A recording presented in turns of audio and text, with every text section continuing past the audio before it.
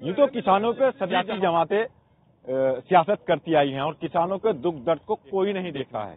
हम जानते हैं, कुछ किसान हमारे साथ में हैं, इनसे पूछते हैं कि ये क्या मानते हैं। 2019 का चुनाव भी आने वाला है, किसानों पे फिर राजनीति होगी। क्या क्या स्थिति है किसान की?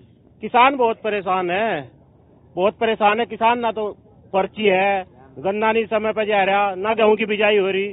किसान बहुत परेशान है, कोई सुनवाई नहीं हो रही किसान की। अगले आने वाले चुनाव में पता लग जाएगा क्या होगा। फिलहाल स्थिति बहुत खराब है जी। पर्ची टाइम पर नहीं आ रही, गेहूं नहीं बोए गए और ओवरलोड भी कट रहा। यानी कि अगर गन्ना ज्यादा लेकर आए, पेमेंट की क्या हालत? पेमेंट की स्थिति तो अब सही है, पहले सही नहीं थी। बस जी, जो हमें अच्छा लगेगा वो करेंगे। चुनाव नजदीक आने वाला है। किसान का कहना है जो हमें अच्छा लगेगा वो करेंगे, लेकिन स्थिति जो है किसान के जो सोचने का मकसद है वो कुछ और है, लग रहा है ऐसा।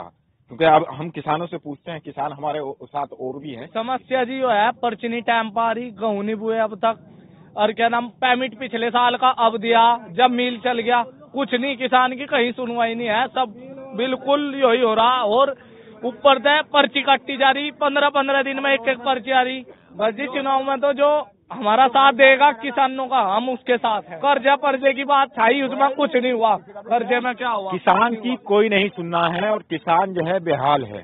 क्या आखिरकार किसान पर हर चुनाव में सियासत होती है, इनका सुधार भी हो पाएगा या नहीं? तस्लीम कुरैशी, ETV भारत, सहारनपुर।